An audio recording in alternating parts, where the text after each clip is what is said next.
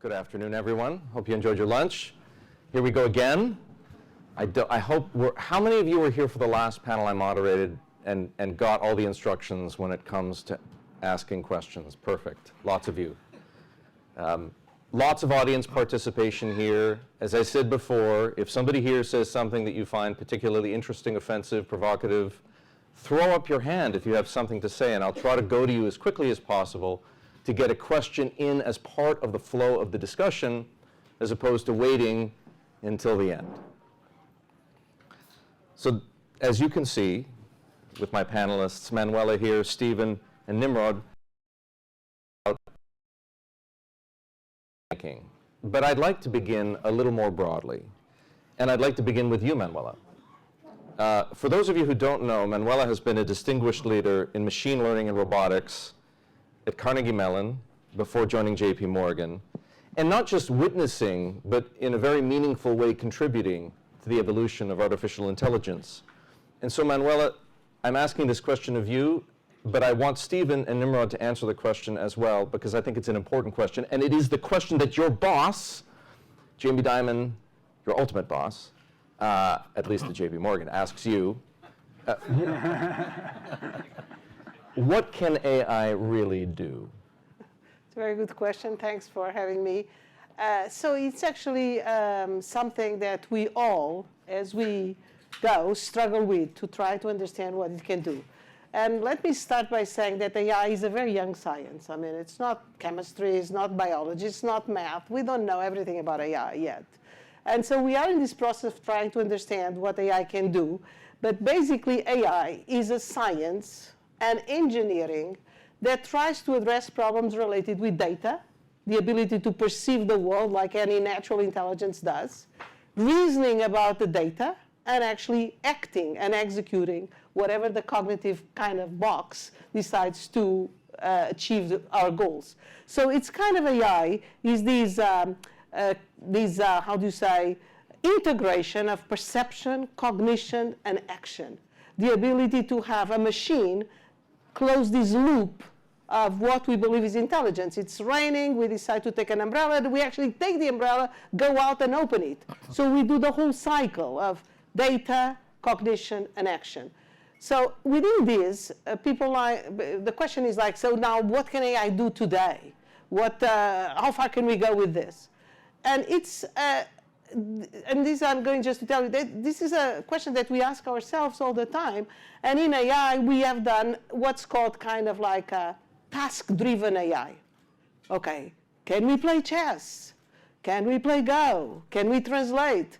Can we prove theorems? Can we do autonomous driving? It has been a science for the last 30, 50, 60 years of, oh, can we do this? Can we do that? Of challenging these computers to do things, of challenging the computers to do these tasks that supposedly humans can do. I remember distinctively Herb Simon saying, and following research on the following problem. Given a chapter of some geometry book, can AI solve the problems at the end of the chapter? Which we do this for our 5th graders, for our 6th graders. It's like this, okay, it's all here in this chapter. Can AI solve the questions at the end? And so we have been this task-driven machinery and research and development for a long time. Except, and this is, I'm going just to finish saying this, except when now LLMs came about. And the reason why I think LLMs are such a disruptive kind of like step is because one way or another, there was this recognition that the internet had so much knowledge, has so much stuff. Everything that we kind of go through, all our purchases, all our emails, Wikipedia, it's all there. And somehow Google, when that famous 2017 paper came out, they realized, what if we don't have a task? No chess, no Go, no translation, no nothing. But we try to learn a model of what comes next, about like just what is language all about. And I think this is very beautiful. And I just finished by giving you an example of why this is so beautiful. And I was showing Erik this on my computer, but I'll try to describe.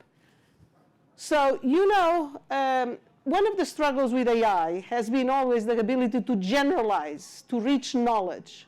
So I entered on ChatGPT the following prompt. Joe likes cats, period. Mary likes cows, period. And then I think it was Pat likes fish. And then I put period, and then I said, what does Pat, Joe, and Mary have in common? And ChatGPT answered something that was creepy to me, because it answered like this: they all like different types of animals. Where did animal come from? Where did animals come from? This has been the struggle of AI since day one, trying to generalize, trying to find symbols, trying to abstract. And literally this thing came up by itself with animals. They all like different types of animals. And then I pushed these and I started doing many of these things. And guess what? Because language and because the internet has so many things, it can generalize language. This is remarkable because I also you know what? I did also example like this. There is a lot of traffic in Manhattan from 5 to 7 p.m. Why? An explanation. And the thing answered, the thing means this ChatGPT answered, I keep calling it the thing. Don't call it thing. But this ChatGPT answered, oh, there is a lot of traffic because it's rush hour. Where did that come from? Again. So what I'm trying to say is like this. AI now can do more things than it used to be able to do because of this language. And in some sense, if I ask like X1, X2, X3, XPTO, Z alpha, and beta, it might not know how to answer anything. But if I use language, and because there is so much knowledge revealed through language in this whole internet, magically it knows animals, and it knows rush hour, and it knows rows of a matrix, and it knows I don't know what, which is beautiful from an AI point of view, because now we can use that to really make many more inferences about what's going on and generalize much more. And just the last example I'll give you, I also gave an example like thinking about, customers and thinking about like choices. I did like Manuela likes to go to Balthazar's. This is like out of nowhere. And someone likes to go to the Boucherie, and someone likes to go to Café un deux trois. And then it says, what do these three people have in common? And they say they all like French food. Ha! In the middle of nowhere, in the whole internet, Balthazar's, which is down there in in the Soho. How does this thing know that Balthazar's? I didn't even say she eats at Balthazar's. I said she likes to go to Balthazar's. How come it figured out? Boucherie, Balthazar, Café un deux trois. Oh, they all like French food. So when Jamie asks you this question and you come back to him with animals and rush hour and French food, this is new. And you say it's a beautiful thing for artificial intelligence, does he see the beauty in banking? This is but I tell you one thing, just to finish this. This is something I did and I found out about 2 days ago or 3. I was claiming that somehow this ChatGPT, that this generalization was still not there. But within language it is, one way or another. And I was amazed when animals showed up. How come they know? And if I use instead of cats, cows, and fish, I use cats, dogs, and hamsters, it says pets. There's a reason, of course, that we're going down this rabbit hole.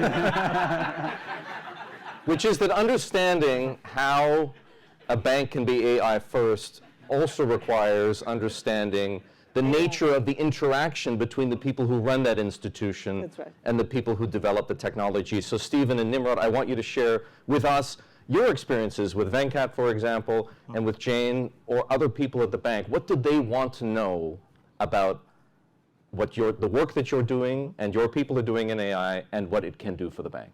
Yeah, I'll maybe kick off. So it's fair to say, I think, over the last few years, kind of AI before Gen AI started to get a bit more commoditized and more consistent across financial services. I'm sure many people in the audience, when we were hearing a lot of the use cases that people were running through, it was like, check, yep, that's the area we're looking at.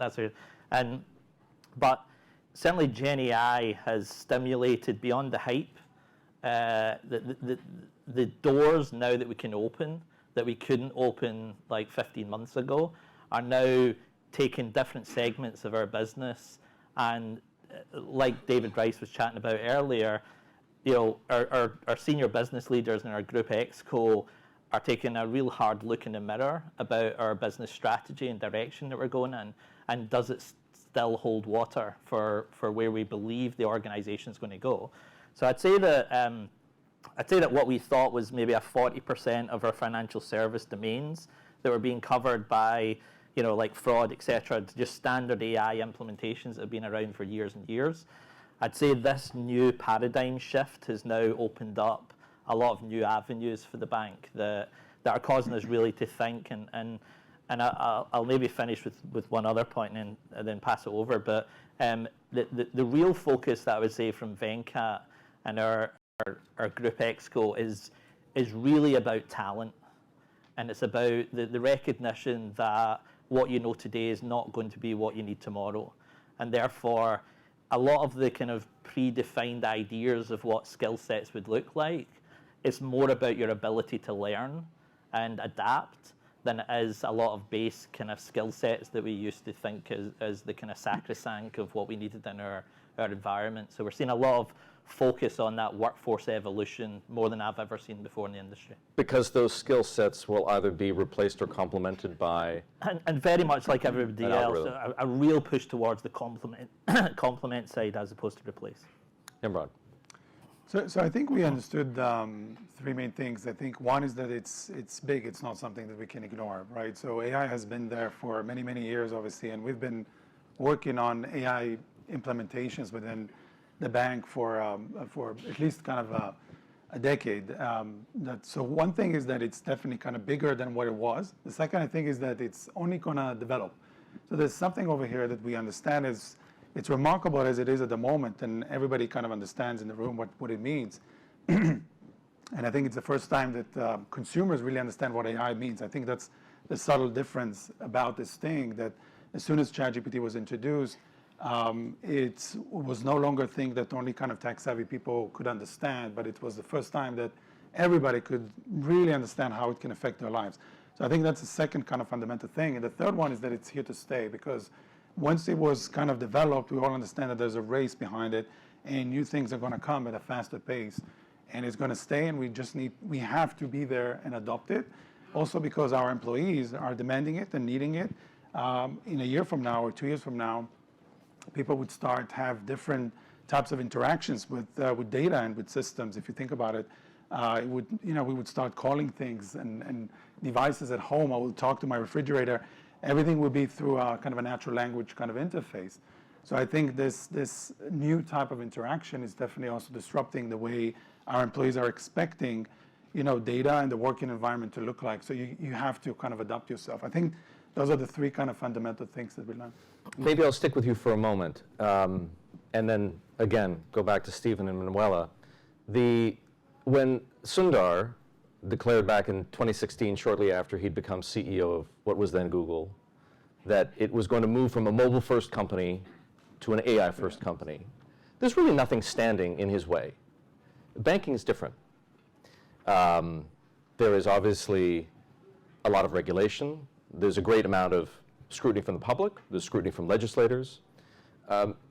Maybe we can talk a bit about the kinds of thinking that you have to apply to be AI first within the constraints of the banking industry, the obstacles that you run into as a result.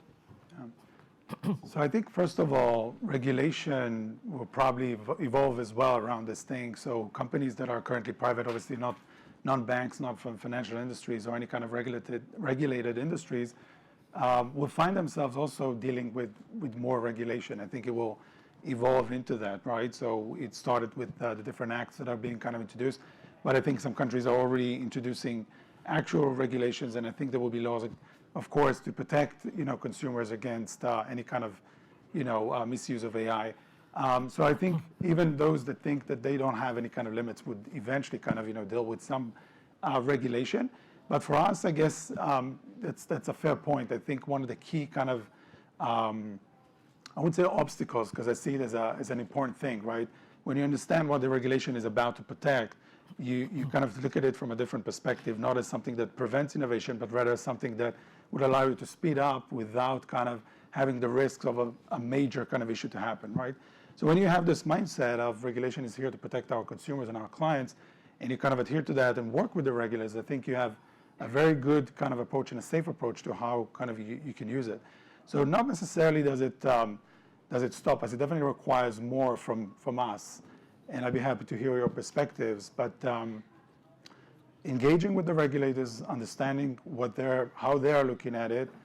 Sometimes it's a mutual education, right? So obviously we are seeing things differently than them. And I think working with them to both help shape regulation, but also at the same time understand how can we still accelerate, I think is the model that we should kind of adopt, and that's what we're trying to do.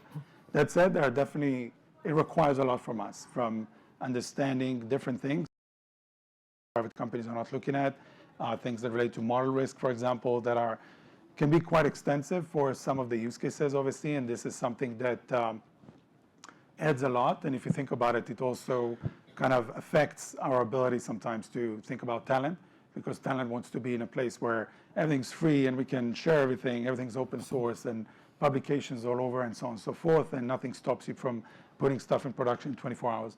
We live in a different environment.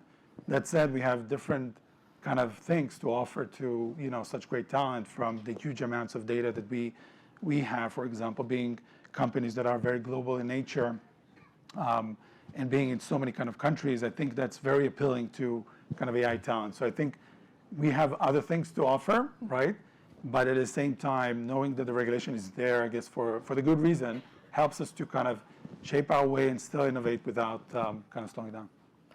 Yeah, the only thing I'd maybe add to that is, from a difference in sector perspective and how we deal with these kind of technologies, we're kind of not different from where we were. Like, from a financial service perspective, we've always been more highly regulated, and we've always been, layering on those guardrails and protecting our client base in a degree that other sectors haven't had to deal with. When it comes to this technology, or it comes to earlier technologies, I think we're always going to be just a little bit behind while we understand. I think the interesting thing that we're seeing with the regulators just now is almost like when we started to push towards hypercloud usage from a financial service perspective. And as the regulator started to understand the usage profiles of those hyperclouds and how they would overlay into financial services, it became a bit of a joint partnership learning opportunity for both organizations on how we can safely utilize them in the right way. I see the same kind of profile here. I think there's definitely organizations and sectors that can move a lot faster, but equally, I think with the right partnership with the regulators, I think we'll get there. I'm going to pick up on what you've both said and turn it a little bit toward Manuela. And this is also picking up on other things that have been said over the course of the morning. AI is clearly different from other technologies that banks have onboarded and adapted to and incorporated in their business, and beyond just the business, the manner in which they're beginning to interact with clients.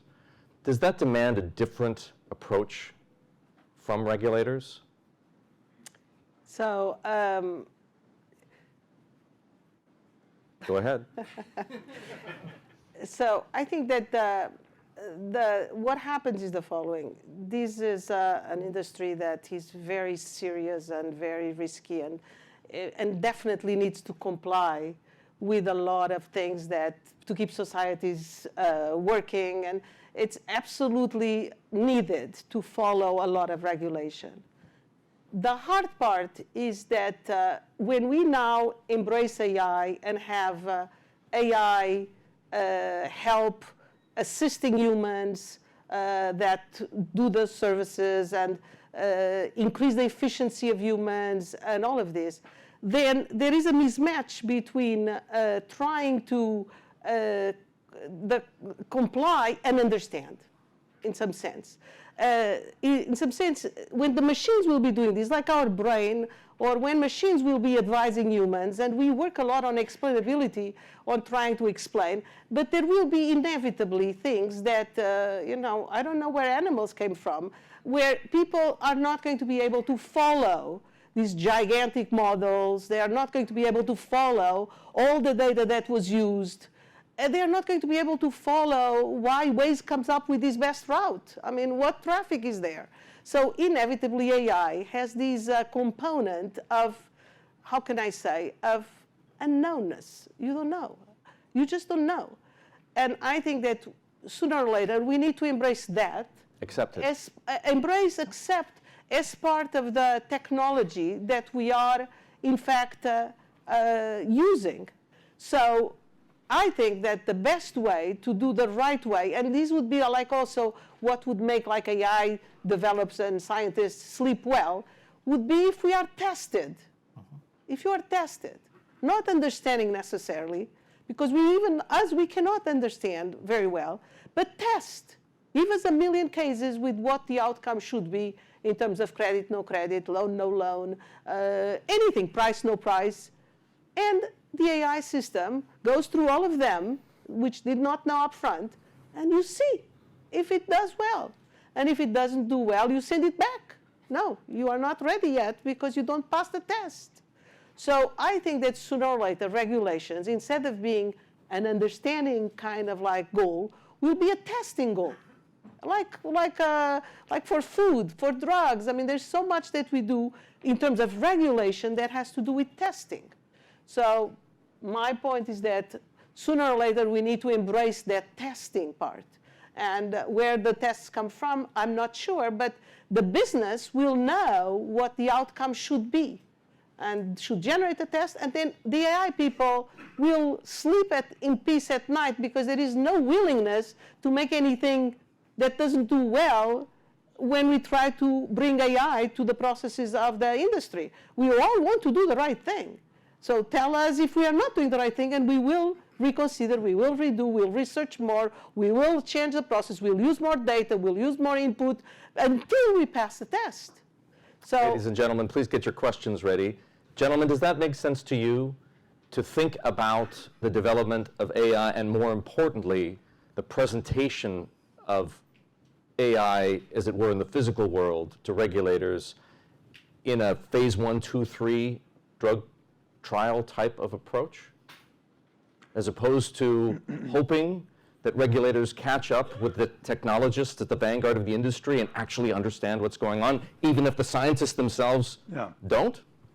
I think it's a combination of different things. So one, I fully agree the tests would definitely help, right? Because when you release something, especially with those technologies, it's really hard to kind of predict everything. That said, the principles and the kind of requirements that we're getting in terms of how did we, for example, think about ethical principles and bias in our data, and that we're at least kind of, checking systematically that we don't have those issues have to be there, right? So, and I think they would insist that those would continue to be there. So things that relate to cybersecurity, to data privacy as mentioned, and those kind of things. So how do we prove that at least we had the right kind of controls when we kind of ingested the data, prepared it for the AI, trained the models if there any kind of training involved, or send it to any kind of cloud provider or whatever it is. I think those principles would continue to kind of be there. And even more so, I think, with greater kind of, I would say, probably governance as we kind of anticipate. But I have to say that even till now, AI was getting a lot of scrutiny and governance as it is. So it's not something any different.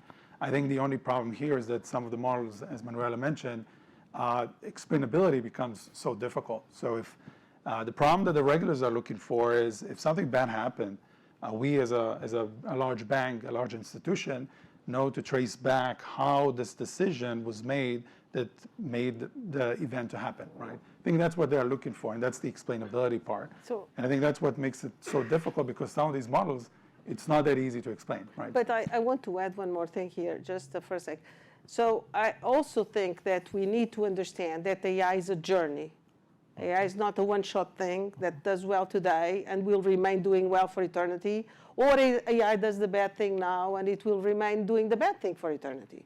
So somehow, an AI systems is different than a refrigerator. It will always keep your food cold. I mean, this is it. AI is not a science, not an engineer. It's the first time that we humans, embrace something that learns, that gets better over time. So what I think it's important also in terms of values and everything is like, and I insist on the testing often, is that things are changing. The data is changing. All the parameters are changing with feedback. The algorithms themselves adjust. And therefore, what we need to make sure is that the thing is doing better over time. And that's really like, once again, the regulators, or like we should aim for AI, is to really not assessing what it does now, is assessing the derivative. How are they doing? Better? Well, you can allow some noise, but ultimately the derivative has to be positive. And that's something that I find that it's evaluating AI, not something else. I think the only thing I was going to add is similar to maybe bridging on both, is that I think what we're going to see emerging is the kind of certification of certain models from a financial service domain model perspective. Because, you know, you've got two options, right? We're either doing it at the outcome point, or else if you understand what the model's been trained on and how it's evolving, then can you leverage that and, you know, in a more consistent way? So I think what we're seeing certainly across like the work that the likes of LSEG are doing, and even Watson X and some other aspects about how you normalize a lot of the data going into the models to provide a level of consistency. So it's not really general purpose; it's kind of halfway between. So I think we're going to see some of that kind of emergence as well. Questions from the audience? Mike, you had your hand up first. Fascinating comments, thank you very much, but I don't feel like I know what an AI first bank is yet. So if each one of you could give 3 traits of what an AI first bank should look like. So I actually have, oh, can I go first? Absolutely. So I actually, sorry. We will not stand in your way. No, but I actually want to tell you something. We even have an architecture slide about this on what we call an AI first architecture. So basically it's like this. So suppose there is no AI. If there is no AI, humans do it all. That's fine. We have been doing that for a long time. Now suppose that you can actually have a test at the beginning, a test, just a test that says, can AI solve this problem? Can AI read this document? Can AI come up with a price? Can AI come up with like a decision? Just a little diamond test. And then if by any chance, given the current situation, that test says yes, you send it to an AI document reader, to an AI email understanding, to an AI pricing, to an AI, whatever. And then if not, the actual human continues doing it. And then at the end of these, so it's like a block diagram and an architecture, so AI can still check if it has confidence on its output. And if it has, it outputs, a human will still eventually always check, but if it doesn't, gives it to the human, and the human goes on. So why do we call this an AI first architecture? Because it's like this, you know, as AI grows its capabilities, we do nothing else than making sure that this test sends more things to AI. And other than that, it's always there, because you increase the capabilities of AI, and more things are going to be passed to the AI boxes, and less things to the human boxes, but there is nothing major about this. It's always thinking that there is something else that can do instead of the humans or assisting the humans. And then there is one box here, which is, I believe that is what's missing still in ChatGPT, and where humans actually have a big advantage, which is memory. Memory. Humans remember that this customer, this client, is the 3rd time they are asking for a reason. Humans remember that this is the 5th time that I've been handling this person. Humans remember cases in the past. That's why when you look at the dev day of Sam Altman, OpenAI, if you did not watch the video, you should, because it's a phenomenal video, especially the second part with the agents. He mentions this magic word also, recall. Recall. Humans will recall everything. Amazing. These things here are still made for this situation. They have the context. It's a ChatGPT, but then they forget. We don't. And so what matters here is that AI needs to remember, because, you know, the magic of humans is that they can treat every single person differently. And they can understand a stock, and they can understand a person, and they can understand a product differently, because they have memory. So until we are able to also have our AI systems, like Sam was saying about these GPTs, with memory and being able to index memory and recall what we did in the past, we are still not in the complete AI picture. So AI first is that the test, go to AI, have a box that's called memory that remembers everything we have done in the past and is always able to recall and do something similar and adjust and be able to eventually get the output be generated by AI and tested by humans or generated by humans as usual. So that's what an AI first architecture is all about. If I'm, Okay? can I go next? I'm just I think we passing. need permissions. Now you are, now I'm going to He's learn. covering it now. I just want What is to it? maybe What add is and maybe generalize it a little bit. I think for me, an AI first bank, and you know, and I have been thinking about kind of the term because it is interesting, and it's not just a bank, an AI company. What does it mean? And I think there's a couple of key elements to it, and I think one is what I call the three strategies, which is digital, data, and kind of AI. I think, you know, when we talk about AI, AI is nothing without the data, right? So we have to remember that data is key to everything, and every company has to have a robust data strategy, not just as a slogan, but really processes to ensure data quality, data integration, bring all the data together, and have a kind of a robust data strategy. And I think digital is also very important because it's not just about looking at a process and saying, can AI solve it? And yeah, everybody can do that. For me, if everything is manual, then by definition, you're kind of bound to those processes. And yeah, you can use AI to read a document, but why do I need a document, right? So I think an AI kind of first company is a company that has a digital first kind of strategy that says, let's ingest the data in a digital format by definition, and therefore AI can help me to kind of completely transform the process. So thinking about it completely different, I would say.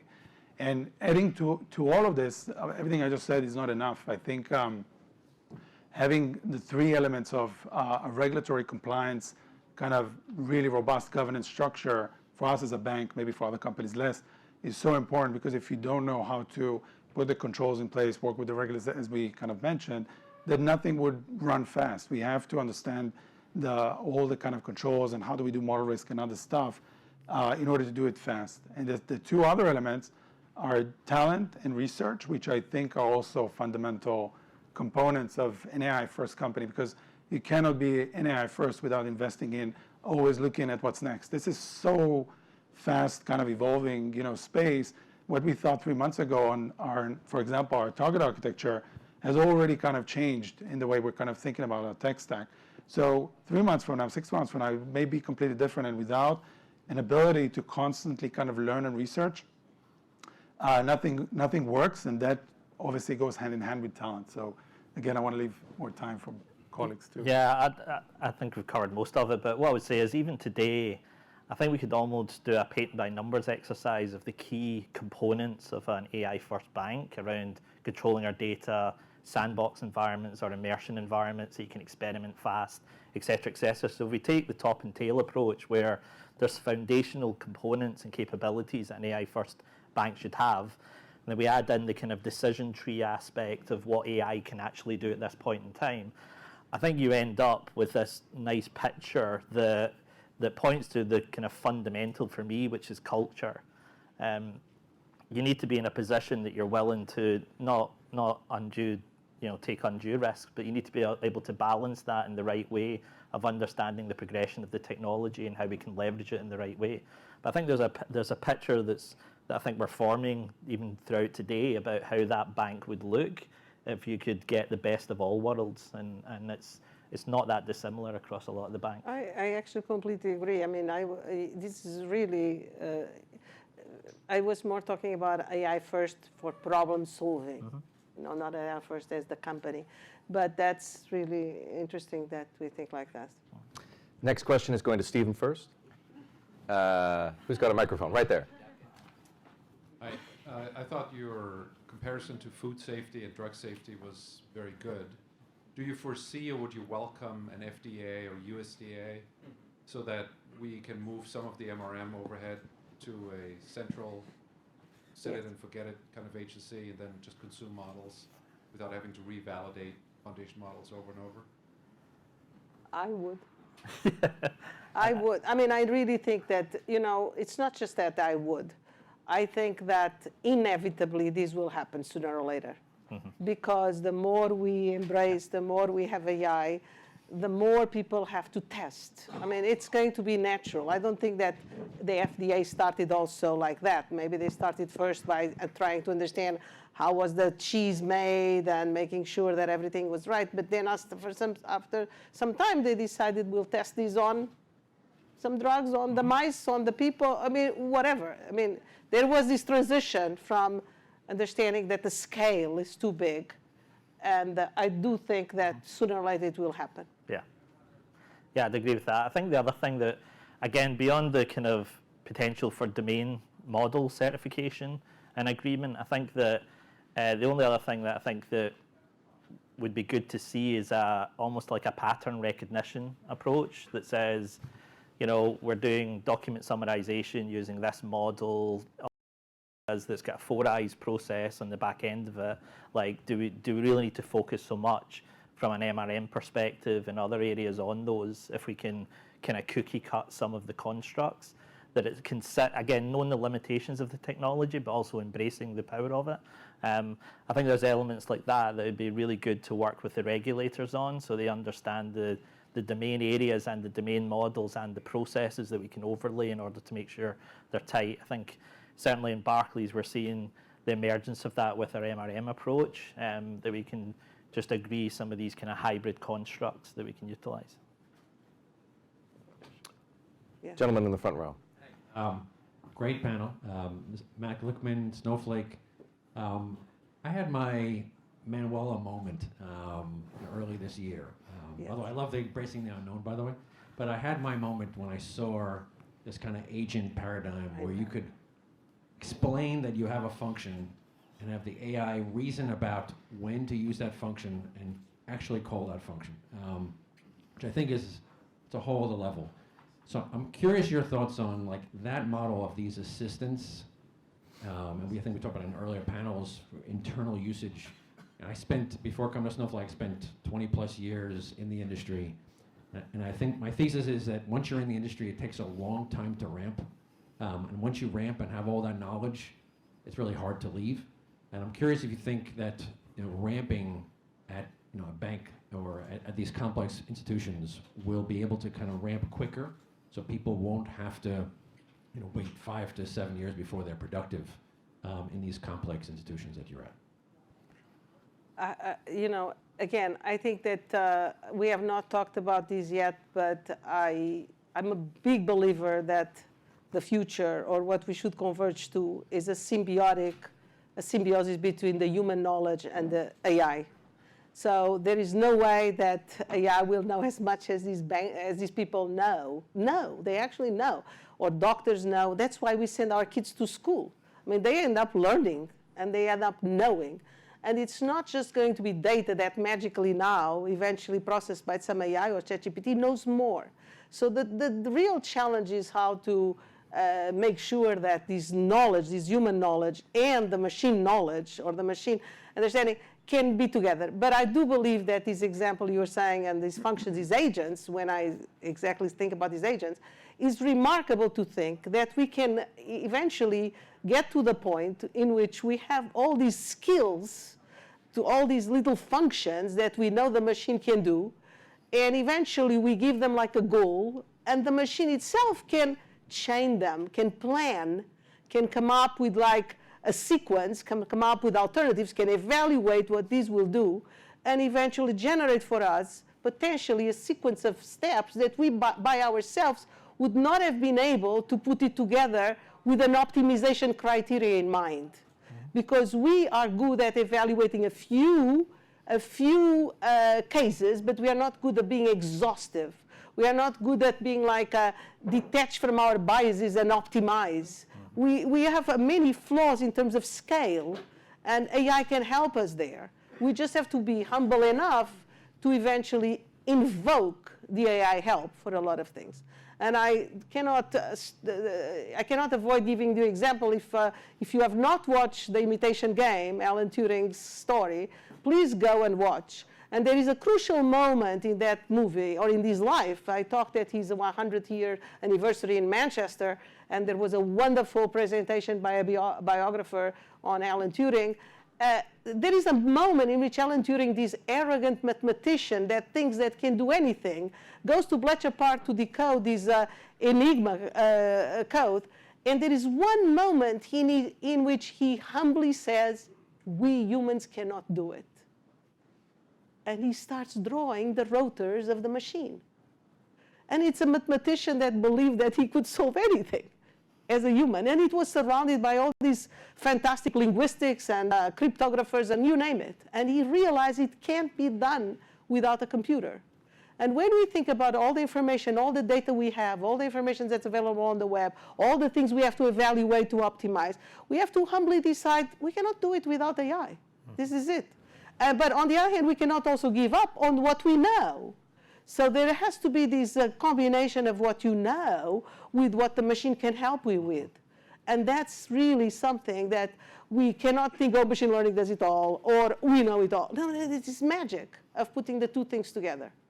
We are conveniently coming to the point on which I wanted to end our conversation, which is what kind of a future are you planning for? And how do you think the evolution currently underway in artificial intelligence and what you can envision on the horizon will change the game, as it were, specifically for your bank and maybe more generally? So again, for me at least, hard to predict, 3 to 5 years or even beyond that. There's many kind of different opinions out there. So I will try to kind of focus on the more 1 to 2 years, which are, I think, a little bit more pragmatic. I think a few key things. First of all, AI will be in more areas. That's kind of number one. And I think for us as a bank, it's a new thing. We had specific kind of use cases from fraud detection to, risk assessments and algo trading and other stuff that were kind of our key things. But I think now it will be more broader. And similarly to what we're seeing kind of in the consumer kind of space, that everybody's using it, I think in a similar fashion, it will be everybody's experience, right? Coming from the Office 365 Copilot, and for software developers to use kind of Gen AI tools all of a sudden become like an obvious thing. Everybody uses it. Normal. So I think it will be something that is just changes. First of all, it will be everywhere. It will be seamless. We will not even think about it. There will be less kind of concerns, because I think till ChatGPT, everybody was kind of afraid of the term AI. Now everybody's kind of adopting it and it becomes more natural. And I think it would change also the user experience in general for us as kind of employees. If you think about it, the way we're interacting with, again, with everything we're doing is just going to transform completely. I'm kind of trying to think about how the day-to-day would look like in 2 years, and whether everything we're going to do is just telling machines what to do. There will be no more kind of creating presentations and Excels and reports and other stuff and everything. No PowerPoint. No PowerPoints, right? And no dashboards and no those kind of things. So I think it would definitely kind of free us up to do much more kind of sophisticated things. But the whole kind of user experience and how our working environment looks like is just something that excites me, and it's hard to tell yet how it's going to evolve. Yeah, I'd say something similar. I think externally from the bank, for our clients and consumers, I think the experience is going to be much slicker than they've got. I think the digital and the persona aspect and making sure that's personalized to the right level, bringing in different aspects of their life, not just their banking, I think is going to really be propelled forward. I think we've got an initiative that we call Engineering Quality of Life in Barclays. And we explicitly didn't want to call it engineering experience, because we do believe that the experience you have transcends into when you leave the bank and go home at night. And the experience that we look for our engineers, for our data scientists, for our operations, I think those are going to be dramatically improved, because again, in a very much a staff kind of augmentation rather than replacement approach, that the kind of mundane aspects of their jobs are going to be taken away, and we're going to be able to focus really heavily on the value add, and I think that's just a benefit for everybody. Manuela, last word to you. Yeah, so I don't know, but I think that it's a spectrum of things. So we have to find where the use cases, the current use cases, the need, and do it very well, very controlled, everything well, but all the way to have people not stop dreaming.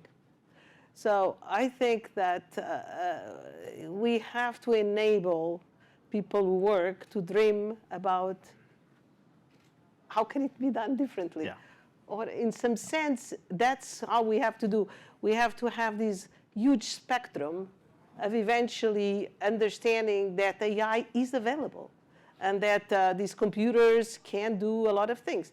And ultimately, whether we like it or not, there will be robots moving around. So eventually, it's not going to be a ChatGPT that's quietly here in my pocket, which is not what AI is going to be.